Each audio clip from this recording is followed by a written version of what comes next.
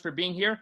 Welcome again to the Ministry of Healing discussion study. We're going to start with this chapter, and then next time we'll go with the chapter called The Builders of the Home. I think we're just going to be hopping around to different chapters. We're not going to go through each paragraph of the chapter. What we're going to do is we're going to skip ahead to very, I think, vital paragraphs in this discussion. So again, this is meant to be a time of interaction, a time of discussion, and we'll grow each time we do this. So how many of you guys actually had a chance to read that chapter? You can raise your hand, or you can use this reaction. There you go. How many of you guys actually you read this chapter before? Okay, we got 2 people, 3 people, 4 people. Okay, 4, 5, 6. All right, great. Sandy, you still trying to figure that out? So, but I'm just thank you. What chapter is it? The use of remedies. The use of remedies. Okay, I read this morning. Okay, great. Excellent. Okay, great. Okay, so what we're going to do is I'm just going to ask somebody to read various chapters, and then we're going to stop at each paragraph, and we're just going to have a time of discussion. If you got questions, ask questions. If you have an answer, just unmute yourself and just start, just say, hey, I have an answer. So let's start with the very first paragraph. Okay, so what I'll do is I'll start with that. I'll read that, and then I'll follow up. Okay, let's read. Disease never comes without a cause. The way is prepared, and disease invited by disregard of the laws of health. Many suffer in consequence of the transgression of their parents. While they are not responsible for what their parents have done, it is nevertheless their duty to ascertain what are and what are not violations of the laws of health. They should avoid the wrong habits of their parents, and by correct living, place themselves in better conditions. Many times we can zoom through the first paragraph, but when you're reading that first paragraph and you're hearing that, what are certain key phrases that are kind of just popping out? Certain key lines that you're just like, huh, that's interesting. What's a key thought, or maybe it's a key phrase or word that's sort of just popping out of this first paragraph right here, this sort of runway into the rest of the chapter? Well, can I say something? Because it's not a phrase. It's kind of like more of me wanting to just say on this chapter, on this little paragraph, that that we're not that when we're younger, when we're kids, we don't have the choice to make when it comes to sometimes when it comes to our food. But as we get older, we have that choice to make the right decisions in what we eat and what we choose to put in our bodies. Okay. So I kind of got from that one right there. Anybody else? Any key phrases kind of popping out? Good morning. So for me, I would say one of the key phrases that I keep seeing is that we are responsible for our own personal actions, regardless of what your upbringing was. It's like, with whatever you learn as you grow up, you are responsible to make those changes according to what you are being convicted to do. Mm-hmm. Right. I have a thought. And you can't use your parents. Oh, go ahead. Got anybody? You want to finish your thought? I don't know who was speaking. I think she stopped, so. Okay. Should I share? I was going to say what stood out for me was the laws of health. Like, we hear, the 10 Commandments, but here we're introduced to this idea like, wait, what? I didn't know there was a law of health. That's what, for me, I mean, I know now. Of course, I know what it is, but that's what stood out. Like, oh, there's laws of health. Huh. I wonder what those are. Let me ask you guys a question. Why doesn't God just produce the same kind of healing miracles that you see in the book of Acts, in the Gospels? Like, why doesn't that take place today?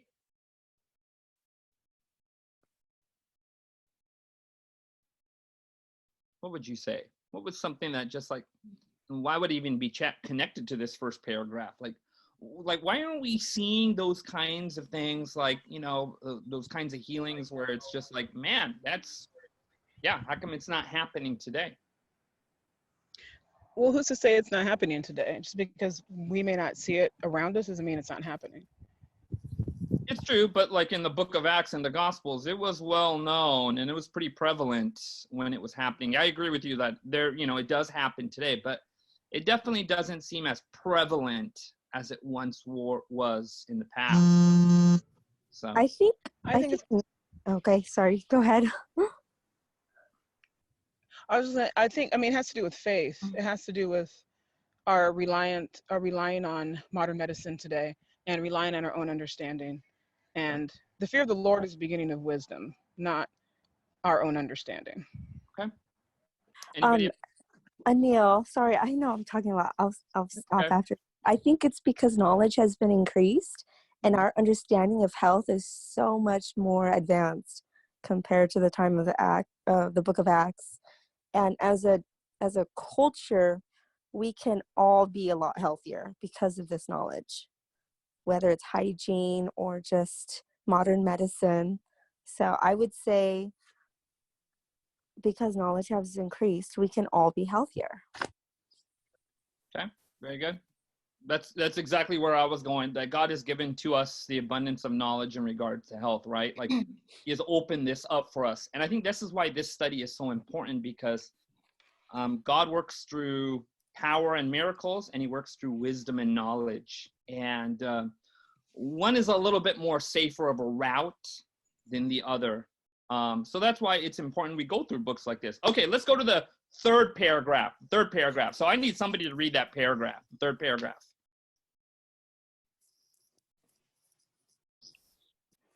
God has endowed us with a certain amount of vital force. Oh, wait, stop right there. Okay, wait. Anybody know what the word vital force mean? It's kind of an older word, but anybody know what that phrase means? Vital force. By the way, this is like strewn throughout the entire Spirit of Prophecy volumes. Like you see that phrase come up, vital force. So she sometimes uses it like a code word, vitality. What does that mean?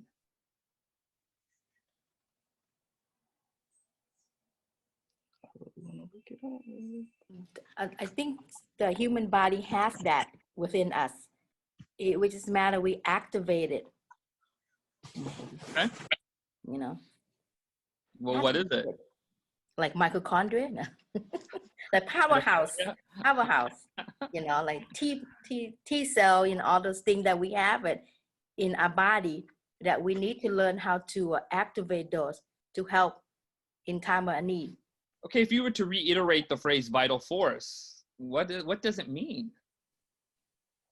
What does that phrase mean, vital force?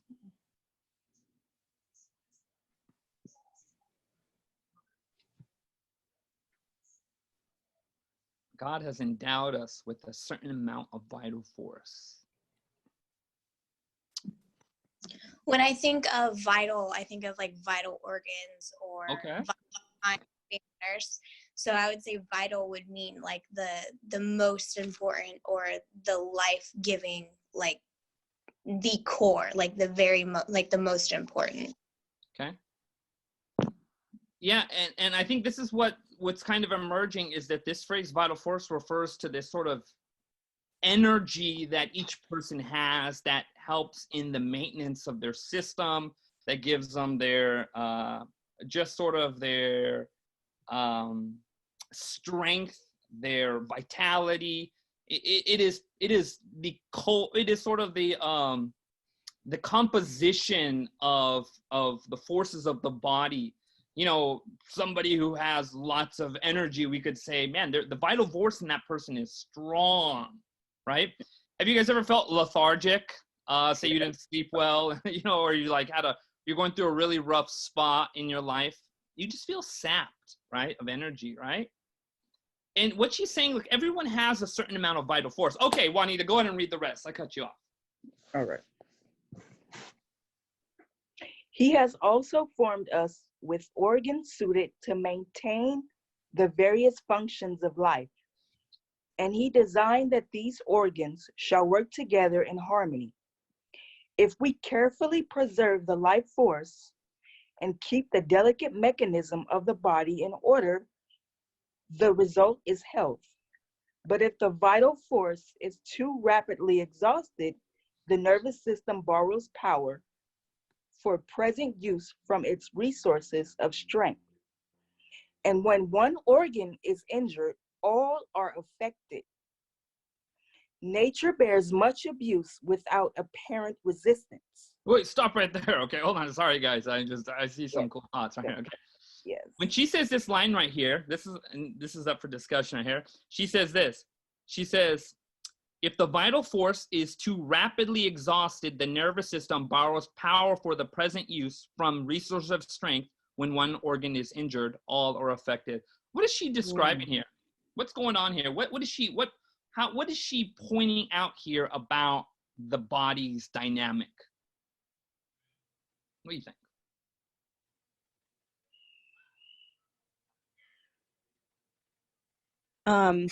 They're all in relation to each other. Okay. I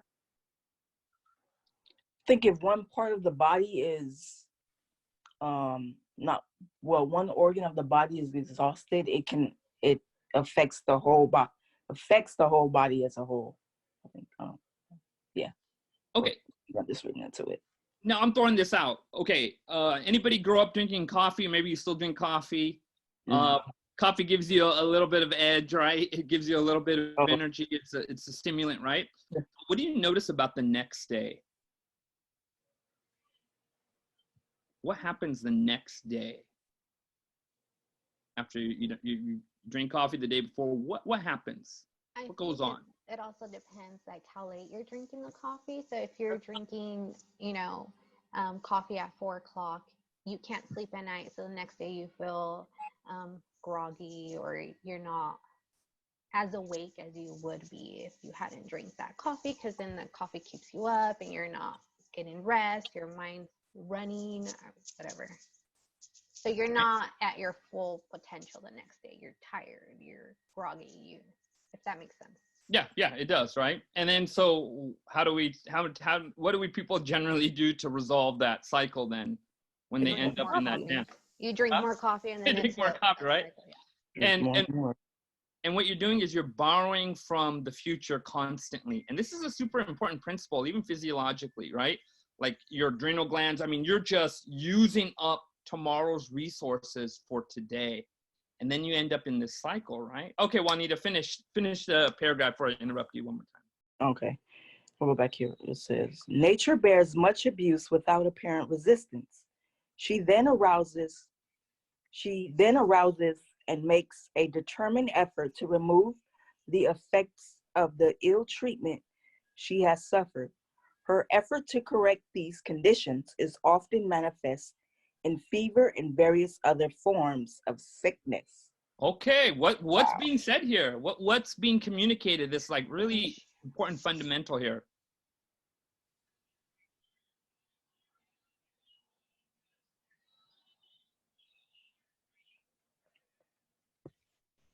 The body tries to heal itself. Okay, what else? In which way is it healing itself? Like why what is she pointing out is like why diseases and fevers and things like that take place? What is she pointing out about the why it's happening? And by the way, the next part of the chapter is all super practical from here, but this theory is important because it helps us to understand why the practical elements work, because they're playing into these fundamentals, right? So it just like seems like everything is out of balance. Okay. Can you elaborate a little bit more on that? You guys are making me work hard for money right now, so it's like we're gonna make this, but this is good. We need to flush this out, and we need to discuss this because we need to respect each other's minds, right? So that's why discussion is so important. So go ahead. Okay, so I think that a word that comes to mind is compensation. Okay. So when like we are exhausting ourselves in one capacity, the body fights to maintain our health by compensating for what we're losing when we're not taking care of our health, which when it does that, it's like overworking, and then eventually we get sick because of the lack of balance. Okay. Okay, very good. Anybody else have any other thoughts?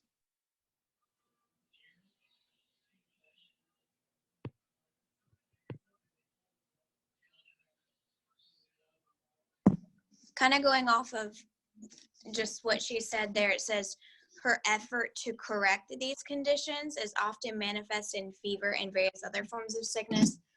It's our body, fever, a lot of people, I feel like as a nurse, like they get all worked up if they have a fever. It's like really bad. It's actually our body's trying to, like she says, to correct ourselves, to heal itself. And so, you know, we do all these things to make the fever go away, where it's actually like we need our body to be fighting against whatever it is that we need to fight against. Yeah, there seems to be some kind of incorrect behavior, right? And these diseases and fevers are almost the body's way of allowing a problem to come to the surface so that the behavior can be corrected long term, right? And this is important. Again, this theory is playing into what happens in the next part of the chapter. Okay, any other thoughts before we jump on to the next part? Yeah, just a quick comment. Like, I think what struck out to me was just how everything's connected. You know, the verse about how if about how one organ is affected. So where is that one? Well, the second line. Yeah. So, but how one organ, yeah, exactly. If one organ is injured, all are affected. So, I mean, I think that's what I took away from this, is that we oftentimes, like modern medicine will, you know, we have a problem with our kidneys, so then we try to treat the kidneys, right? But then we don't think about like what I took from this is, and this whole chapter actually, was just how everything is connected more than we may realize. It's not just the kidneys that might be malfunctioning, it's other things. And that's why when she says it can manifest in fever and various other forms of sickness, we don't even know sometimes that like a particular sickness that we have is actually coming from one thing versus another, and it's all connected. So that was like. So what's the flaw in conventional medicine here? What are we understanding is the flaw of conventional medicine versus what these inspired writings are telling us? It's focused on one thing usually. Even studies, when they're done on health studies, are always focused on like one aspect and try to treat that one thing, right? They're not looking at the whole, I don't know what the word is. They're not looking at the entire. Treating the symptoms. Yeah, they exactly treat the symptoms. Yeah, so in this case, it would just be treating, you know, the fever, but we're not really assessing like what's causing it, which is what I got out of this is that, you know, the body has the life force, and keeping the delicate mechanism of the body in order, the result is health. But if we're exhausting it based on this chapter or this paragraph, you know, the result is fever. So in my mind, I'm thinking there is a rhyme and reason and order to health, to be healthy. And this is not what we learn in today in modern medicine, you know? So for me, it's just really cool to see that, you know, there is a way to preserve our health. So yeah. Angie, you're about to say something? Yeah, when reading that, it came to mind how easy it is for people to allow for an organ to be removed, right? Like you go to a doctor and they're like, oh, we need to remove this organ, and not really thinking, well, there's a reason why we have everything in our body, right? And so with modern medicine or the knowledge of doctors, we put our trust in them instead of kind of taking it back a little bit and see what's going on. Can we change our eating? Can we do this instead? Can we do that before we remove, and be okay with the removal of an organ? I think it's so quick to make that call. Yeah, there's such a, I mean, right? God didn't just make us spiritual beings, neither did he just make us mental beings. Like he made us whole beings, right? We're mentally, physically, spiritually, socially, relationally connected. There's a holistic perspective here. And scientists and medicine is slowly catching up to this. Like you see it happening. Breakthroughs are happening where they're recognizing in many areas. But man, this is so important because, again, what we're about to learn next, these practical remedies, all play a part in that. Things don't heal the body heals itself. All we can do is aid the body in that very process. And that is like this fundamental understanding of how we're to view our human body. Okay, let's go. All right, here we go. Let's go. Okay, by the way, does anybody know what the title says in the next part? What does it say? Anybody have like Rational remedies. Rational remedies. Now, obviously that was put there by the publishers, right? But why do you think it's called rational remedies? What's the obvious answer? Common sense? Yeah, it's common sense, like, right? This isn't something that's like from your great aunt, like Susie's grandma who has a secret potion that nobody knows the ingredients to, right? Like this is supposed to be rational, right? We're playing into like the dynamics of physiology here and the body. Okay, all right, so here we go. I need somebody to read 2 paragraphs. So anybody can tackle 2 paragraphs. Who wants to tackle that? We're gonna be done at 12 o'clock, so we got to get through this. So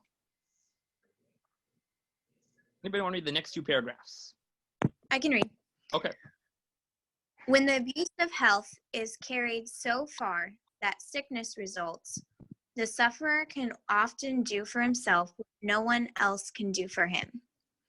The first thing to be done is to ascertain the true character of the sickness and then go to work intelligently to remove the cause.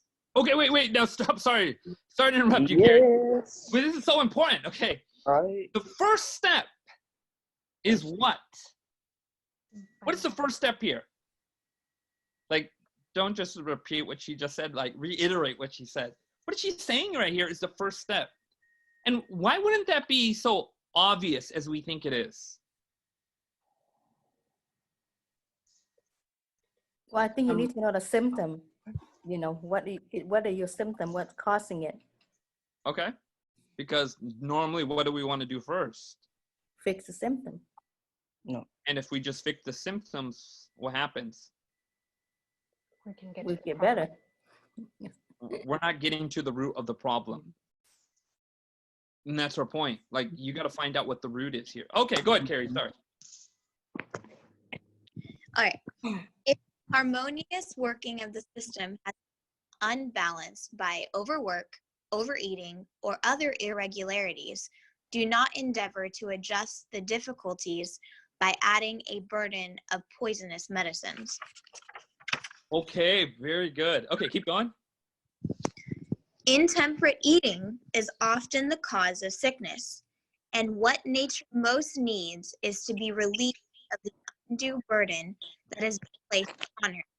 In many cases of sickness, the very best remedy is for the patient to fast for a meal or 2, that the overworked organs of digestion may have an opportunity to rest. A fruit diet for a few days has often brought great relief to the brain workers. Many times, a short period of entire abstinence from food, followed by simple, moderate eating, has led to recovery through nature's own recuperative effort. An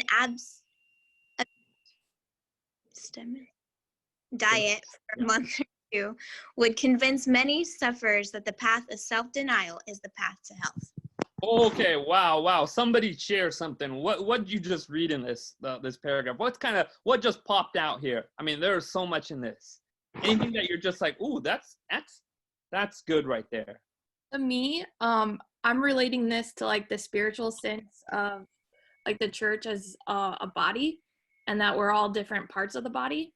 And for the body to work optimally, sometimes we need rest. So if you're like a hand in the body of Christ or like the church, you know, if you're doing your part, you can kind of take some of that work for someone else so that another part of the organ can rest. Okay. And we work efficiently and ministered to others as a whole. That's a great analogy, right? Right? That's very good. The church operates like a human body, right? Mm-hmm. What else?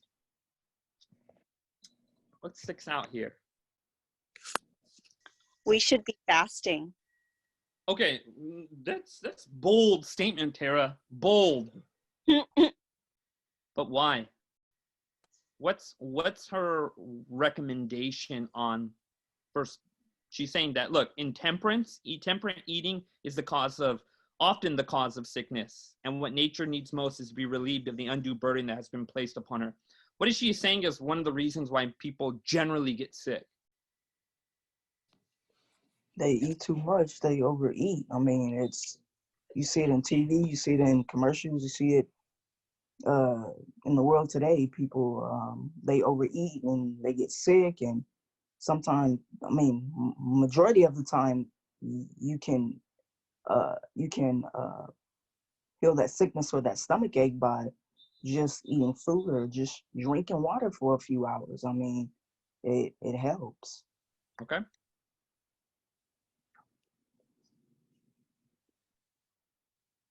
Well, by constantly eating, we're not giving our organs a rest. So it's also telling us that we need to, not only do we rest as sleeping, but our organs need to rest as well so they can be okay, very good. Now, to its full potential. Okay, do you know what many doctors consider is the power plant of the body? It's the digestive system, right? And by the way, this is like something that just goes over the head of many people here. But the digestive system requires so much energy in the body. Like the requirements to be able to digest food is a lot, and it actually pulls from resources. And what starts happening when you are intemperately eating, and by the way, intemperate refers to more than just the amount of food. It refers to when you eat. It refers to what you eat. And even in a sense of why we eat can all play into intemperance too, right? But what happens when we just start eating all the time? What's wrong with that? It's continually working. Okay, very good. It's working, right? It just constantly pulling, right? And what starts happening? You start getting sick, right? Does anybody know a common digestive problem people are having these days, the last few years? It's like, has to do with digestion, has to do with their stomach. I'll give you a hint. The word bowel is there. Anybody know? Irritable bowel syndrome? That's it. Yeah. So many people suffer from IBS, right? Stomach ache. Why?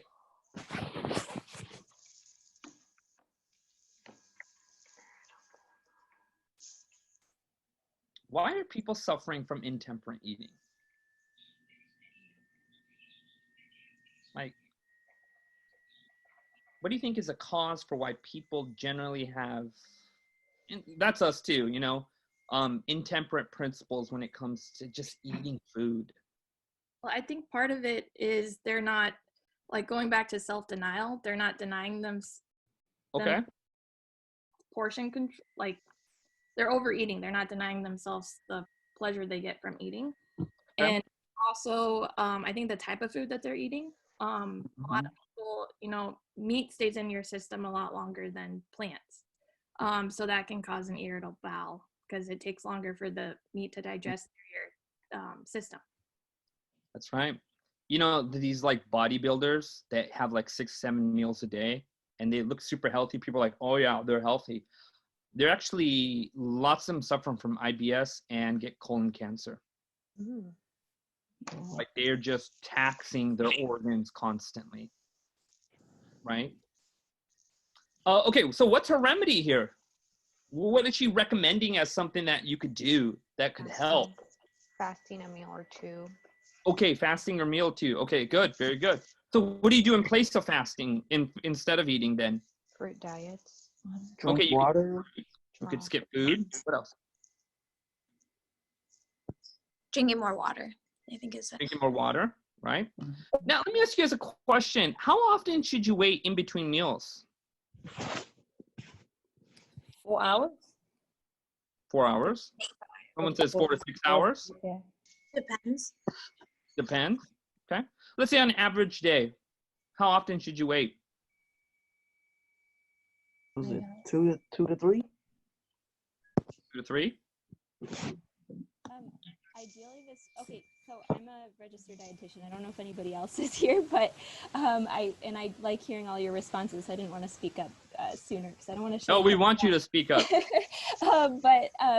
You know, there's definitely something to be said for this being individualized, and I think you can even see that in what she's writing too, because when she's talking about fasting, she actually says she's talking about sickness, right? So she's saying when you're ill, that this is in a lot of cases. She also doesn't say in all cases. I should say that, right? But she says in many cases the best first remedy is for patients to fast for a meal or two. Sometimes our bodies tell us this, right? Like if you have a stomach bug or something, right? Like there are certain scenarios, or even with a that's good. fever, right? Like a lot of times you don't really feel like eating much. So your body's telling you that, and sometimes people ignore that. But basically there are certain scenarios where, yeah, it definitely helps. Even in extreme scenarios, thinking about like in the ICU, there's certain scenarios where we literally like do not feed a patient for a little bit. And there's various reasons for that. But I do think this whole thing can be taken too far. Like it's been misinterpreted, like that this means, oh, we should do, if a fast for a few days is good, well, a fast for 10 days is better. Yeah. You know? And we have to be careful. Like if you read the whole context, you see the balance in what she's saying.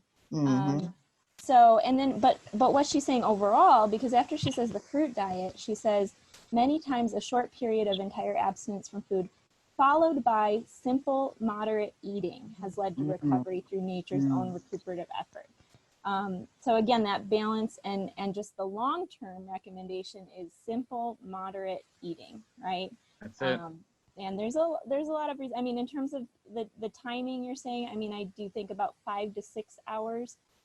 We do tend to feel, a lot of people will feel hungry maybe only 3 hours after their last meal, just with their blood sugar kind of changing and their body digesting that. And so sometimes in that scenario, it's best to just drink a glass of water and wait it out. And sometimes you get past that feeling. But, you know, there are definitely other quotes we could look at that connects with this. But she does say, again, like, you know, 2 meals might be better than 3, but 1 meal is not better than 2, right? So just going back to that balance and really the reason, like we talked about, that, or the rational remedies, that there's a reason for this. And it's cool when you study the Bible, or study the body and the Bible, but study the body to really see, like God put these things in. If we listen to a lot of the signals that our body's telling us, God put those in us to like tell us the right thing too. We've just gone through ignoring our signals for so long that, you know, we've just messed everything up, unfortunately, but we got to get back to that, like listening to what our body's telling us as well. And that's important, right? Is understanding that's why the fundamentals are so important, right? Because you can take this to the level where all these remedies can become unhealthy for your body, right? So, do you know that there is only one thing that you can eat or put in your mouth that does not activate the digestive system? Water. Water. I don't know. It's water. I mean, even take, I'm not saying, well, you know, this, I'm just simply pointing out that as we're thinking about this fundamental principle of the digestive organs, like using them appropriately and healthy, really, like anything you put in your mouth, I mean, what happens when you start chewing gum even? What's your stomach start doing, right? Saliva goes in, your stomach starts preparing itself, right? I use this analogy of a washing machine. There are multiple cycles in a washing machine, right? When you put clothes in, the initial cycle begins, right? And it starts to the next cycle. There's a rinse, there's a spin, right? Do you guys put clothes in generally in the second or third cycle or the last cycle? No, right? You put the clothes in before you start, right? And the point is this, that when you start eating, you got anywhere from 30 to a 45-minute window, generally 30 minutes, and food should go in there. But what happens is cycles start beginning in digestion. And that's why it's important to wait anywhere, again, I appreciate what was said earlier. You got to be, especially if you're a diabetic, you need to be more mindful of these kinds of things. But generally, anywhere from about 5 to 6 hours. Again, you need to be, yourself better than anybody else. And I appreciate Ellen White's writings. There's flexibility there. But giving yourself those windows of those activities to take place from digestion, from food breaking down, from absorption of nutrition, and from passing through the intestine. So you don't put food in while certain cycles are happening. You want to wait till anywhere from 5 to 6 hours is generally a good rule of thumb. It's kind of long for some people, but that's really good because it's giving your stomach to get through certain cycles. What happens if you add too much liquid to your food, by the way? What happens to your stomach? Like you're just drinking like lots and lots of liquid with your food. What goes on there? Anybody know? You're diluting stomach acids. Yeah, you begin to dilute stomach acid, right? If there's too much liquid in there while you're eating. So that's just always mindful. It's important to be mindful. Okay. There's a question, Anil. Yeah. And you know how you mentioned the 5 to 6 hours wait, and does that apply to children as well? Because they've also been taught, at school to snack and things like that. So how does that apply to children? I would say that just for my perspective, and it's probably good to talk to maybe a nutritionist, especially if there's any issues with your child, you know your children better, especially, again, regarding any stuff going on with them. But what I've seen is that children who tend to eat nonstop tend to also have erratic thinking, that they have a difficult time concentrating. I grew up eating like one meal from 8 a.m. all the way till midnight. I wouldn't stop. Like I would just be eating like fruit snacks, fruit roll-ups. I go in, get a Twinkie, go in, eat a sandwich, come home, eat some more food. And I was not stopping. But I also had a hard time concentrating in school too. So I think that kids can even go through this period of, even though they're very resilient. Mm-hmm. So I think it's important to talk to a good nutritionist and just say, look, what would be a good time frame and meals for my kids. But I think the laws of digestion still apply regardless across the board. So, all right, let's keep going. We only got 20 minutes left. Okay, can somebody read rest as a remedy? Just that one paragraph. I'll read. Okay. Some make themselves sick by overwork. For these, rest, freedom from care, and a spare diet are essential to restoration of health. To those who are brain weary and nervous because of continual work and close confinement, a visit to the country where they can live a simple, carefree life, coming in close contact with the things of nature will be most helpful. Taking walks through the fields and woods, picking flowers, listening to the songs of the birds will do far more than any other agency toward their recovery. By the way, do you know there's actually a modern term for this now, which she's describing? Anybody ever seen it? Heard of it? It's in news. There's some people are writing about this now. What she's describing here. Workaholic or no? Not that one. No, the remedy itself. The remedy. Oh, the remedy. Yeah. Organized chaos. I don't know. No. Okay. Anybody? Is it mindful meditation? No. New start? No. I'm just throwing stuff out. You know what they're calling it now? Get this. Check it out for yourself. Forest bathing. Yes, that's the Forest bathing. Forest bathing. They're calling it forest bathing. Like bath forest. Yeah, there's studies that show it's good for your immune system. It lowers stress. I mean, it just like you feel amazing. Your mind is cleared up. Like they're literally calling it forest bathing. Like it's some kind of new discovery. You know what I mean?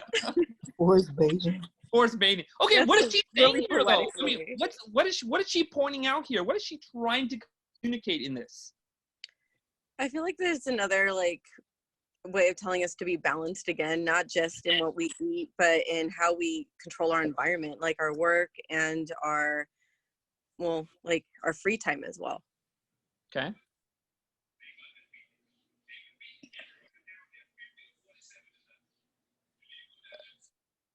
Anybody else?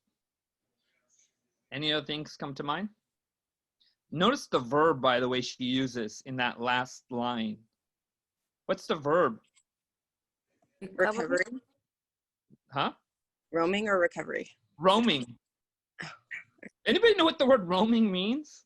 What when someone roams? Explore. No direction. There's no set plan here. Okay, wow. You know what she's saying? Get lost in the woods. That's what she's not saying that, but you get my point, right? No.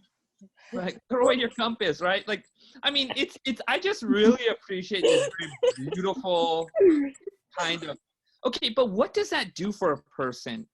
Why would roaming through the woods, picking up flowers, listening to the songs of the bird, it's taking away from you constantly thinking about those things that tax your mind, right? Okay. From stress. Mm-hmm. Yeah. You're being in the moment. Peace. Yes. Give you peace. Do you think living in the city or just around artificial surroundings can be very agitating?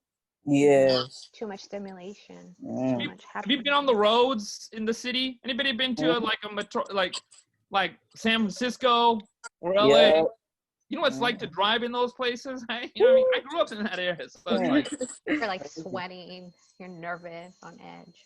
yeah, you're always trying to get to your destination. Like that's your most important priority, right? And we've all been there, right? Right. But why would going through the woods contribute to healing and recovery? It's slowing your mind. Yeah, and as you slow your mind, you slow your body. Like you're telling yourself, don't stress. Yeah, be in the moment and be in the moment with what's going on around you. Like be calm. And I love that she says carefree life. Like You're that's not simple, in survival mode. Right. Okay, wow. I was gonna say that for me too, like this really spoke to me. I haven't read this chapter in like this book in years, right? And I was reading it this time thinking, oh my goodness, it actually spoke to me because recently, like I always like to exercise outside, but I usually just go for a walk around my neighborhood or jog, and it's all good. But like in the last 2-3 months, I started actually going hiking every day. But like hiking to a spot where I just do like an hour, hour and a half max hike. And it really, like, I've always liked outdoors and I thought I was doing everything fine, but now going hiking in a place where there's literally nothing else to look at except nature. Like if you're in your neighborhood or you're somewhere, you're still seeing homes, you're still seeing people. And there's something about having absolutely no distraction other than nature. And so I can see where this makes sense, or I literally do see birds now. I see I've seen a rattlesnake, that wasn't fun. But I've seen like other things, and it really does your mind is completely away from everything because you have no other distraction. And I don't know, I'm sure that's part of why, and that whole part about the brain being weary and nervous because of continual labor and confinement. Like when I'm in that environment, when there's nothing else to look at other than nature, I have to think about, I don't think about the other things, whereas if you're just outdoors in your neighborhood, you're still bombarded by all these elements and everything. Do you think this would be helpful for people that are suffering from mental illnesses? Oh, definitely. Yes. I think also because our jobs, depending also the job you're working, I know educators, first responders, their adrenaline, they're always on the go. At least, first responders are different. They're having to deal with these emergencies, right? But I don't think people really think that in the education, we're constantly having to meet deadlines. We're constantly having to cross off deadlines or the to-do list, or having to support students. And right. Working in education, there is this calendar, right? We calendar for the whole year. And so we have all these invites. This is what we're doing. We're working to meet the next day. And I think it becomes super hard for people in the field, because when you have that downtime, you don't even know how to you're no longer running, and so then depression hits, all those anxiety hits. You're not used to being alone. You're not used to being in the wilderness roaming, because you're always on the go. So if we apply more of this in our life, even when we're working, you know, the weekends or whatever, we're starting to learn to be okay in the silence. Do you think this is a description of Jesus? Do you see Jesus doing this? Yes. I mean, You he do. Right? I mean, you see him, what's he doing in the morning, right? He's getting up hiking, right? He's going through orchards, right? His place to pray was in the garden, right? Like, you know, he says, consider the birds of the air. Like, you're looking at, I think, a description of Jesus right here as well. Okay, we got to keep going. We got to keep going. Let's go to the next paragraph. Anybody want to read the next paragraph?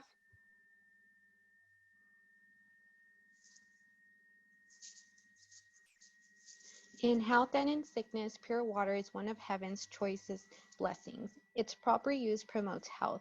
It is the beverage that God provided to quench the thirst of animals and humans. Drunk freely, it helps to supply the necessities of the system and assists nature to resist disease.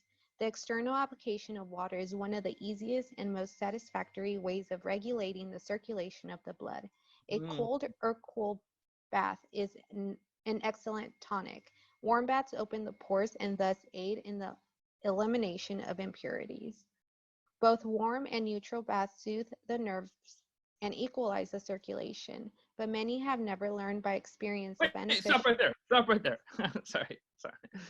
Okay, you look at, by the way, you know, I'm in public health, so it's like, you look at a lot of articles on public health. They're telling you to stay at home, especially during this pandemic, right? You're getting a lot of that.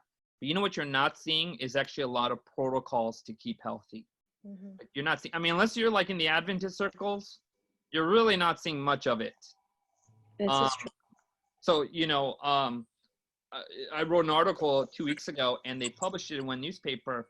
And I was looking at all the other articles there. I'm like, man, I'm not really seeing anything on immunity. I'm not just seeing that stuff. So you're in the Adventist circles. You're hearing a lot about what? What's that word that we're hearing a lot about that's just described there? Hydrotherapy. Hydrotherapy, okay, right? Different kinds of hydrotherapy exist, right? But why does hydrotherapy work? Why does it work? Anybody know why? The hot and the cold, why would that work? It's like resetting your immune system. Okay. It helps the circulation of the blood to move a lot more freely through the body. And so, yeah, it kicks the kind of like your organs in gear. It almost like boosts your immune like 200% just through helping the circulation. That's right. I've been doing hydrotherapy actually consistently every day for about 2 months. And that's awesome. It's been fantastic, right? What the heat does, it creates vasodilation, right? It expands. But then the cold, what it does, it causes constriction. Now, I want you to imagine a garden hose, right? You take a garden hose and you just bend that garden hose while that water's turned on, right? And then you straighten out the garden hose. What happens to the water? What does the water do? It shoots out fast, right? So similar, although not a very exact analogy, is that hydrotherapy, especially used during 1918 during the flu, Seventh-day Adventist sanitariums were saving people's lives while other protocols and remedies were failing through the use of hydrotherapy. Like, it works. I've looked at over 15 studies. I spoke on this one time in one presentation on hydrotherapy.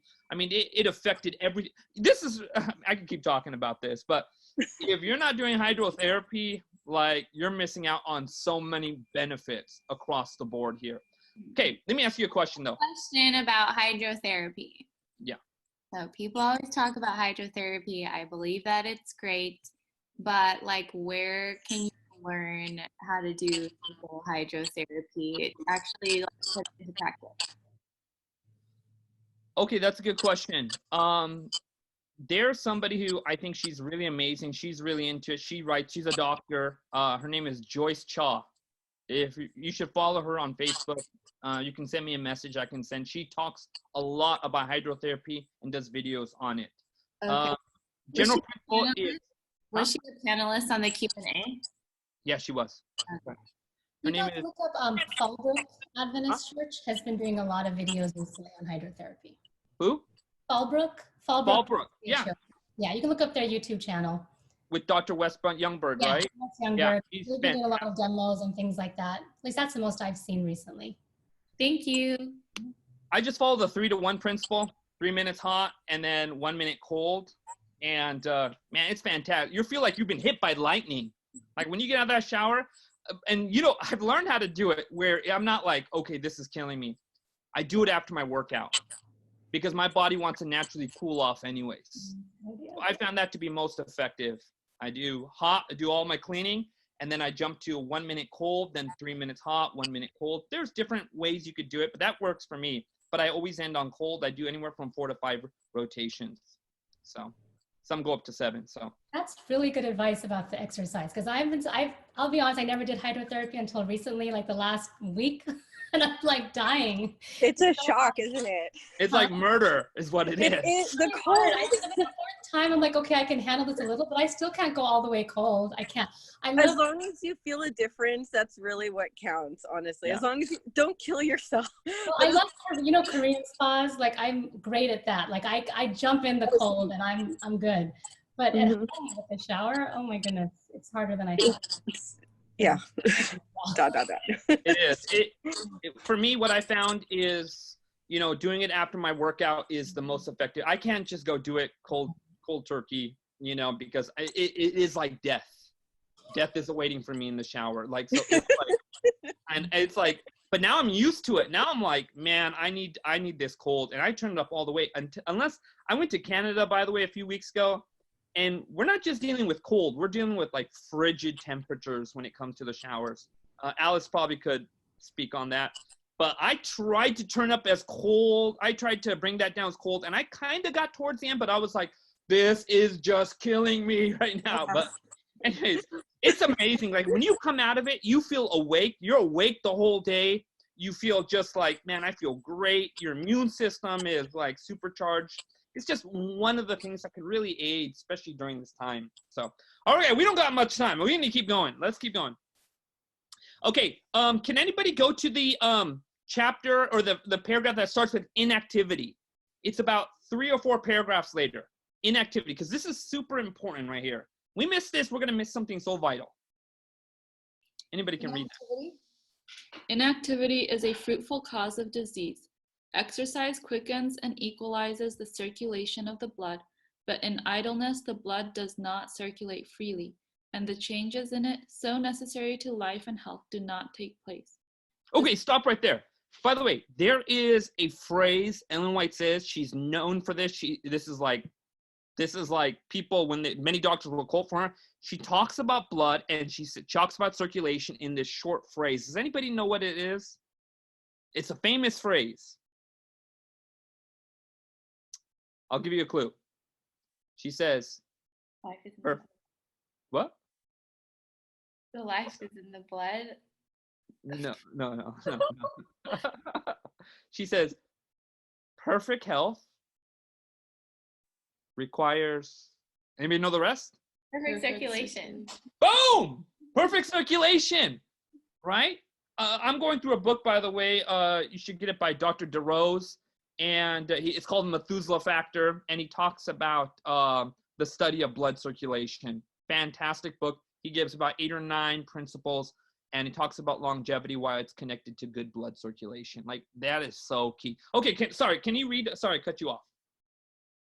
Oh. Okay, wait, guys, hold on a second. Sorry.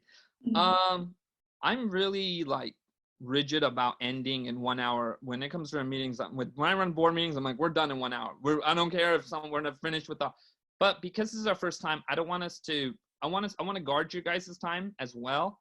And I'm just going to ask, I don't want to go another half hour, but I'm willing to go 15 minutes if you guys want to. Do you guys want to go 15 more minutes? Let's go. You can drop out. We're not going to judge you. I'm not going to kick you out and say you can't come back. So if you need to drop out, drop out. Let's go 15. Let's finish this up. Okay, go ahead. Okay. Let's see. The skin too becomes inactive. Wait, can you start again from the beginning? Sorry. Sure. Wait, from inactivity? Yeah. Okay. Inactivity is a fruitful cause of disease. Exercise quickens and equalizes the circulation of the blood, But in idleness, the blood does not circulate freely, and the changes in it, so necessary to life and health, do not take place.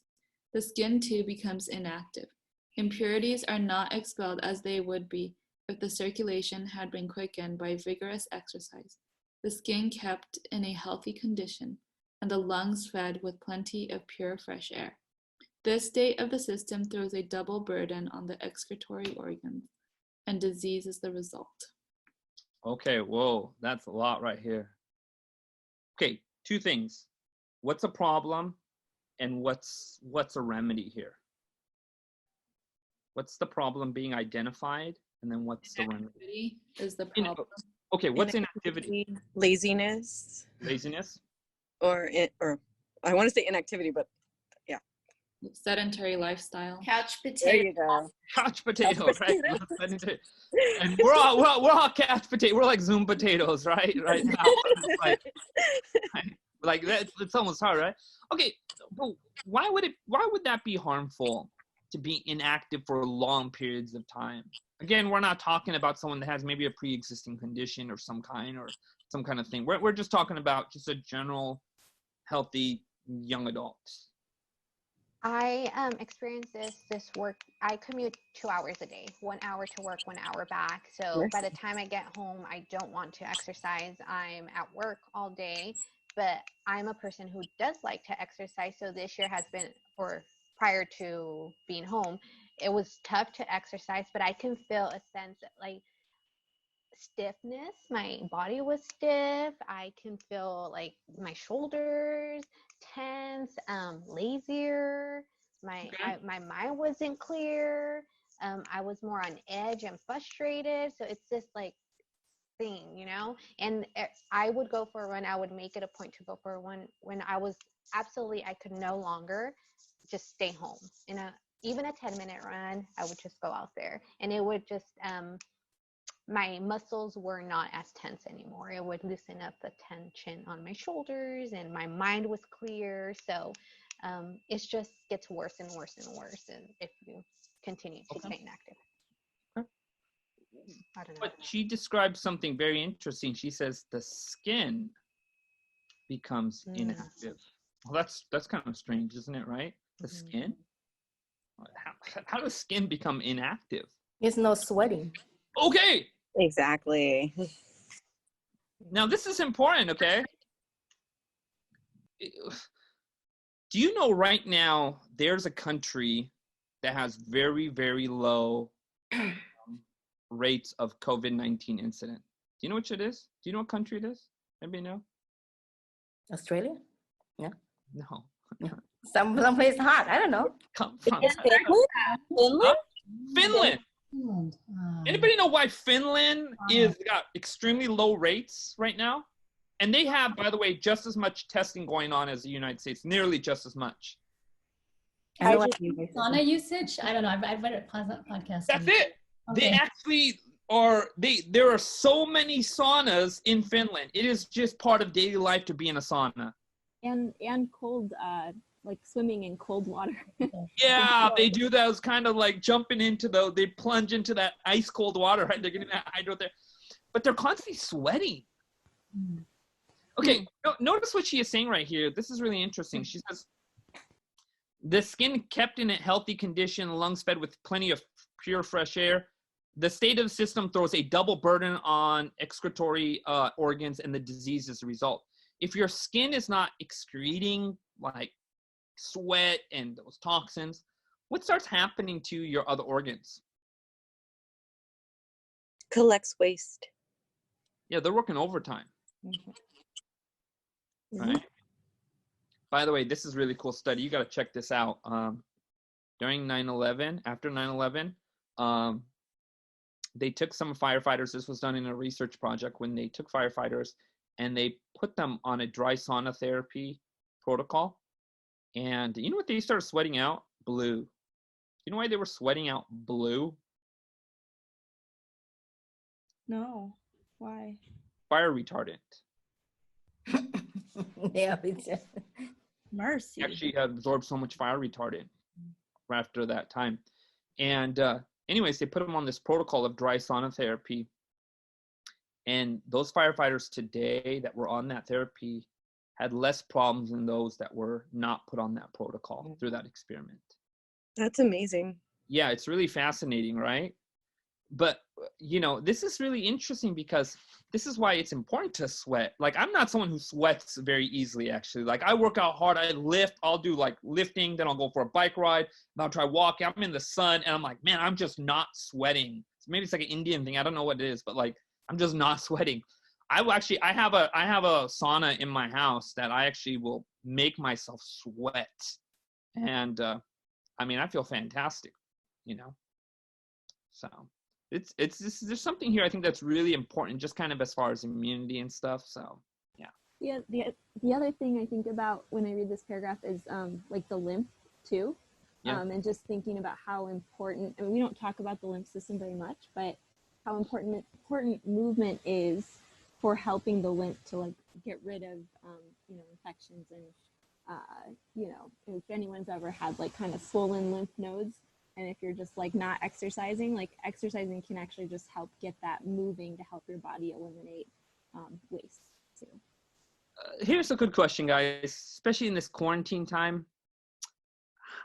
And I appreciate what you were saying about exercising. And how do we stay active though when we're like, okay, I get the Zoom meetings, I get that part, but I live in the middle of an orchard. Actually, I'm really blessed. I can go outside with my dog and walk around. I'm not seeing people for like a long, but some of you guys don't have that. You know, you're in a different environment. What would you say is a good way to stay active, especially during this time of shelter in place, which, you know, things may change in the coming weeks, but yeah.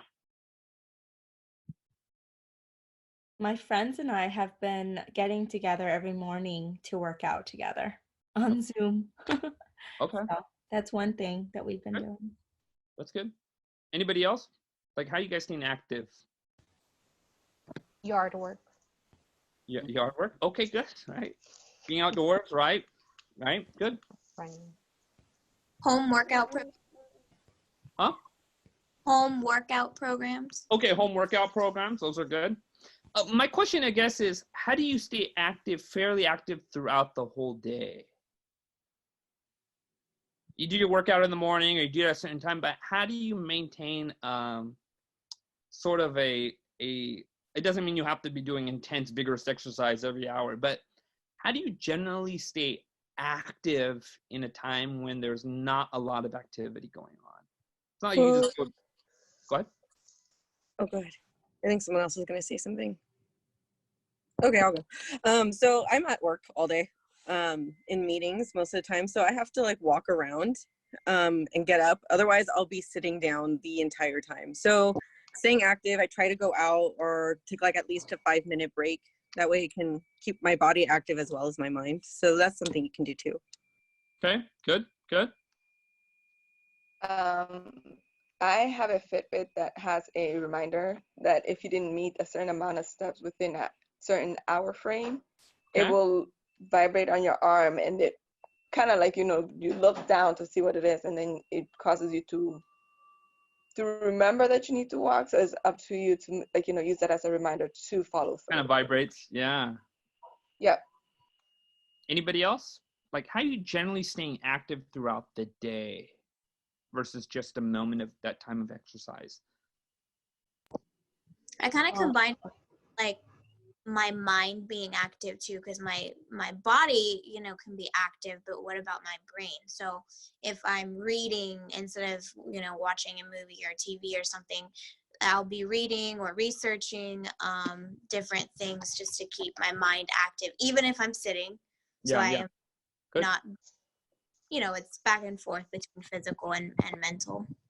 Good. That's a good point. You know, I think it's really important after you eat to go for a walk.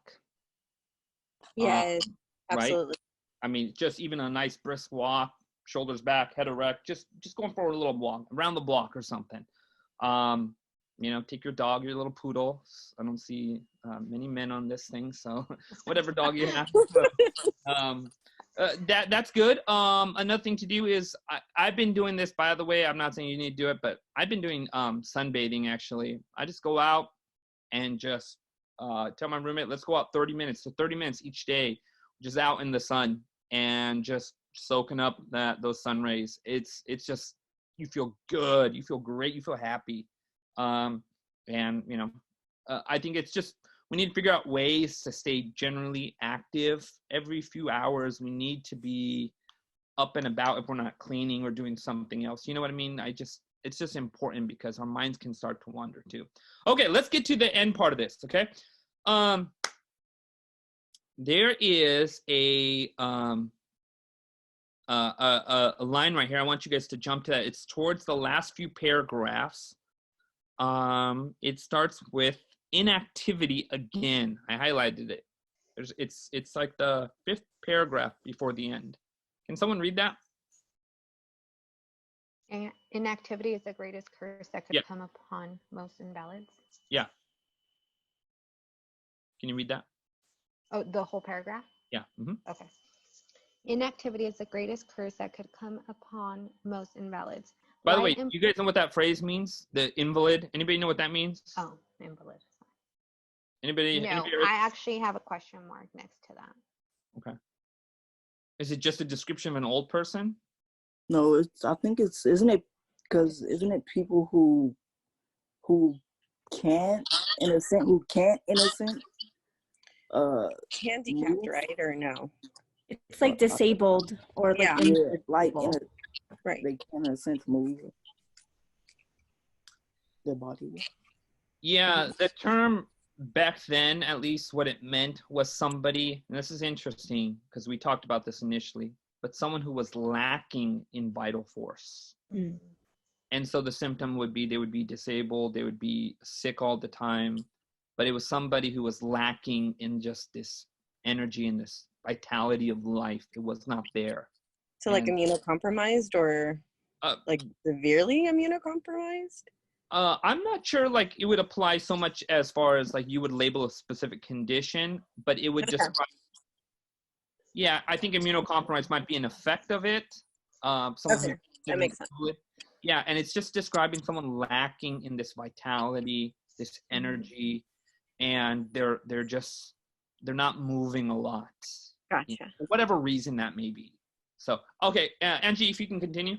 Light employment in useful work does not tax either mind or body, but has a beneficial influence on both.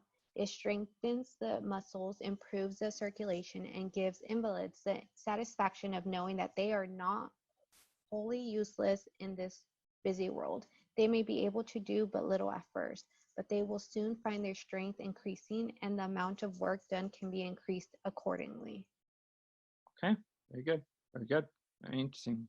What's being recommended here? Like, you know, any bit of manual labor, a little bit of cleaning, right? You know, when you clean your room, by the way, how do you guys feel? Anybody ever just kind of like you're not feeling great, but then you just get in the zone and you start cleaning your room and you're not done until you finish cleaning your room? How do you feel at the end of that? Great. Yeah, there's even this kind of mental like just like, man, I feel good. I just feel good right now, right? And yeah, it's just there's a peacefulness that's there, right? Ellen White uses this phrase sometimes. She says, "Unkept corners are reflective of upkept corners of the heart."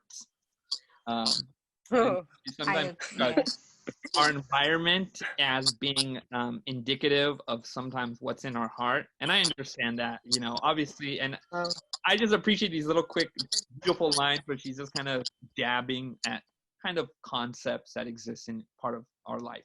Okay, we need to get to the end of this. Let's finish this up. Oh man, but we gotta read this. Someone's gotta read this. This is important. 3rd paragraph before the end. Can someone read the 3rd paragraph?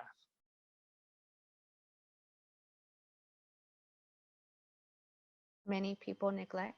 Notwithstanding. 3rd paragraph at the end.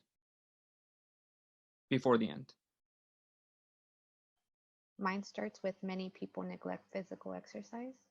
No, it's the 3rd paragraph to the end. So you go all the way down to the last. It's notwithstanding all that is said and written concerning its importance, there are still many who neglect physical exercise. Some grow corpulent because... Okay, stop. Anybody know what corpulent means? Sorry. Fat.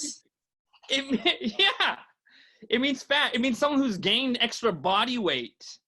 Like if you, by the way, if you have like one of these Ellen White apps, if you actually click on a word and you can actually click on it, it gives you search, copy, reply. You can hit the word define.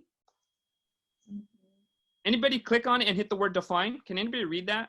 It says fleshy, having a great or excessive quantity of fat or flesh in proportion to the frame of the body, as a corpulent child. Right. This is really interesting. Go ahead, I'll let you finish. All right.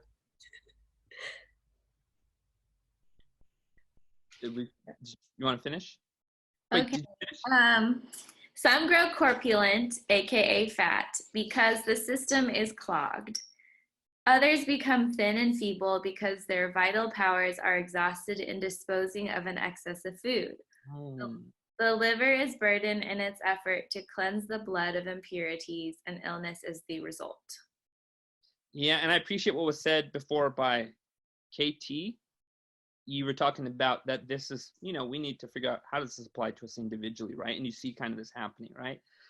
She talks about the system being clogged, right? I think that's a very interesting phrase being said there. And it obviously has to do with probably the intake of food, the lack of activity.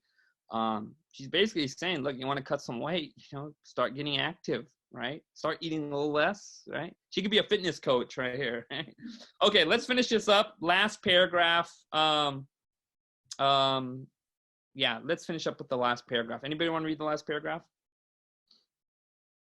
Such exercise would in many cases be better for the health than medicine. Physicians often advise their patients to take an ocean voyage, to go to some mineral spring, or to visit different places for a change of climate. When in most cases, if they would eat temperately and take cheerful, healthful exercise, they would recover health and would save time and money. You're not paying that deductible when you're going to the doctor anymore. Okay, guys, very good. We see some good principles. I want to end with this thought, though. What was one thought that spoke to you during this chapter that you were just like, I like this line right here. This is something that I want to inculcate into my experience a little bit more. Or maybe it was just a phrase or a word that just kind of like, sparked an interest. I really liked that paragraph we were reading about inactivity and light employment. The last sentence that said he may be able to do but little at first, but he will soon find his strength increasing and the amount of work done can be increased accordingly. I just love like the progressive nature. Like it's a pattern that Ellen White, over and over, she's not saying you need to get from A to Z in one day. It's really like, okay, start with a little bit and keep working on it, and things will get easier and it'll get better and you'll feel healthier. And so that's just an encouragement to me. Like, I don't need to all of a sudden run a marathon. Like, if I'm just like, okay, if I'm used to walking 20-minute walks, well, maybe tomorrow I'll try a little longer, just keep working on it. So that's right. And that's also how we communicate to others about the health message, right? An understanding of where people are at, right? And just the progressive little steps, right? Amen. Anybody else? What was one line that spoke to you? One thought that you were just like, I really like this. This was good. For me was the hiking part, and just where it says just go out there and roam, like let your mind be, because I think for me my mind is constantly running and wanting to learn more and more, because I'm in education. In the field I work in, it's constantly trying to learn to better, I guess, support. And I have a very hard time just not thinking. And so going, taking this more into consideration, hiking and just roaming and just letting your mind be free. Yeah, just getting lost in the woods, right? Mm-hmm. I mean, all right. Anybody else? What was a line or a thought, maybe a phrase? I know a lot of this stuff probably most of us knew already, but just the way it was articulated, I think, is a bit of encouragement for us too, right? So, anybody else? Where it says a cold or cool bath is an excellent tonic. Warm baths open the pores, and this aids in the elimination of impurities Both warm and neutral baths soothe the nerves and equalize the circulation. For me, basically the hot and cold showers. I'm so used to taking hot showers because it's not cold. It's in a sense it doesn't shock my body, and I want to get used to taking hot and cold showers. Yeah. You feel great when you do it, right? So, anybody else? Any other lines or thoughts? Just for me, what I got from this was that like good vitality or good health is possible. I mean, she tells us that's possible through all these natural remedies and everything. And like for me, the one on the abstemious diet for a month or two would convince many sufferers with the path. That's something I've kind of been embarking on in the last couple of weeks, you know, trying to change I mean, I'm already like plant-based and I do all these other like water and all these things, but I feel like I don't have that, there's something missing still. I don't have that vital health for various reasons. And so I'm like embarking on that. And it's interesting that she says it here, like the month or two. It's kind of like, you know, even if it's just I talked to Joyce actually recently, and it's talking about like not correcting yourself, but yeah, she talks about like just making your diet, like switching your gut, how it affects everything, right? And you might be surprised that like just changing what you do for a month recorrects your system in a way, and then puts you back on track. And so I love what she says that. I hadn't read this chapter, and I read it after. I was like, wow, so that spoke to me, because it gives me encouragement and, you know, that kind of thing. So. Yeah. I mean, even her thoughts about just eating fruits for brain workers. I mean, that fruit sugar going up into your brain loves that stuff. And she's just basically saying your brain needs to eat right now. Yeah. Like give it some food right now. And I'm like, this, you know, the amazing thing about Ellen White is that God was really impressing her on not just with information, but how to gather information in a very beautiful, accurate, evidentiary way that just really communicates, man, there was divine wisdom in the bringing together of all this. Very good thought, right? Anybody else? I don't want to cut anybody else off. For me, like I really like the part where it's take cheerful, healthful exercise. Okay. Like she's hitting a lot of heavy things, but she's so encouraging about it. Like even those who were like she considered invalid, like having them do light work. She says it's not tax mind or body, but has a happy influence. Like if we were to do any of this, it would have a happy influence on us, and we would have a happy influence on others. So I think it was super encouraging. Yeah, all right. Very good. Gabby, you were trying to say something, but you're on mute. Yeah. I was just wanting to clarify what was the final meaning of the phrase vital force. You know, like what we were saying at the beginning, like God has endeavored us with a vital force. Is that like we have the wheel? Is it talking about the wheel? So it's just sort of a general description of a person's energy, the energy that drives their, not any kind of weird stuff, but just an energy of their body, of their life, of their mind, you know, that strength, that vitality, that power of who we are. And the will plays into that as well, you know, but it's sort of just a generalized term describing the force of a person, you know, and people who are sick, people who are hurt, people who are going through rough times, that there's a diminishment of that life force that's there. So. Oh, okay. And some of these phrases obviously do use during that time make much more sense then than they do today. So. Yeah. Like I was once listening, I don't know where, that, you know how everybody has like a certain, like a bad and a good side, right? Mm-hmm. And it was like, the idea was that everybody has like a good side, and that's like the Holy Spirit in them. I don't know if it goes along with this topic, but pretty much, you know, like, you know how the Bible says that in the last days, the Spirit of God, it's gonna like retrieve from this world, and so there's gonna be like more evil and more bad things going on, because the Spirit of God is gonna be like, there's gonna be like a distance in between So it's like really important to keep our body and our mind healthy, you know, like how it's talking here about having a good circulation and everything, because things are gonna get rough, and having all this knowledge is gonna be so helpful in staying focused and connected with God. That's right. You know why medical missionary will also go towards the end time? You know how we know this? Because people are going to bleed until the end. Yeah, and I've been sharing it with some of my patients. I'm a nurse, and so I just share like basic stuff, you know, like, oh, you should do this, you know. They're like, oh, how do you know that? And I'm like, oh, you know. God told us. But they seem so grateful, and I'm like, oh my goodness, it's just basic stuff, you know, like you were saying for us, but for the world, they don't know, and people are gonna appreciate it so much. Yeah, it does, right? Anybody else? Don't want to cut anybody else off. Any lines? Any thoughts that just kind of like? I really liked how you were talking briefly of perfect circulation. Mm-hmm. You know, I never really thought of perfect circulation. I always thought of it as internal. Of course it is, like with the blood flowing, but when you brought up sweating, like it just literally made me think, have I even sweated this whole quarantine?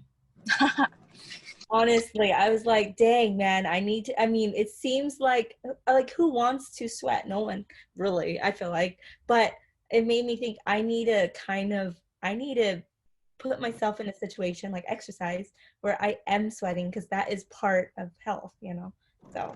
Yeah, by the way, I when I was going through my, you know, when I have dry saunas at the gym all the time, I went with a couple of my friends, and we sweated out, and we felt amazing, you know, afterwards. So I told them, I said, when you're done with this, you need to shower right away. And you know, like guys, they sometimes don't like to shower. I took a shower like right afterwards. I want to get this junk off me. Both of them that night got sick. Both of them. And they didn't shower. They just kept their sweat on them, and it was like this expelling of toxins of other junk, and then it just gets reabsorbed back in. So anybody else? Weird story. So anybody else don't want to cut anybody else off? We're done. We're a little bit past our time, but okay, everybody. I hope you guys enjoyed this time. Generally, we'll try to keep this in 1 hour or less. The next chapter, it's called The Builders of the Home. I think you'll be blessed by that chapter. Let me ask you guys a question. Do you guys want to stick with 1 time a week or 2 times a week with this thing? What's your thoughts? 2 times. I want to do 2 times a week. Okay. 2 times. Okay. We can do it 2 times a week. I'm going to generally shoot for these meetings to be in the morning because my evenings are all booked up with others in meetings. So we'll try to keep this around similar times, maybe Thursday and maybe a Sunday or Monday, somewhere around there. Does that sound good? Okay, we'll shoot for the next chapter. I'll get this up. I'll let you guys know ASAP. So it's Builders of the Home. So try to read that chapter, highlight points that kind of stick out to you, and even a dialogue with God as you're reading through, because communion is both ways, not just us praying and then us reading, but we're communicating with God as we're reading. So there's a line that's just a boom. Just say, Lord, this is what I want. This is what I need to do right now. So, amen. Anyways, let's pray, you guys. I enjoyed this time. Let's bow our heads and let's ask God to, make us doers of the word too as well. Father, we just thank you so much again for this time. Thank you for this study. We pray that you would bless each one of us. And God, you know where we're at, and you're the only one that can help us in areas that we really struggle with. So Lord, thank you again. We pray that we would share whatever good that we're learning with others that are open. And Lord, most of all, may the joy of the Lord be our strength today. Amen. In Jesus' name, amen. Amen. God bless you all. We'll probably put this up. It's recorded, so we'll put this up probably in a few days. So thank you again. Anil?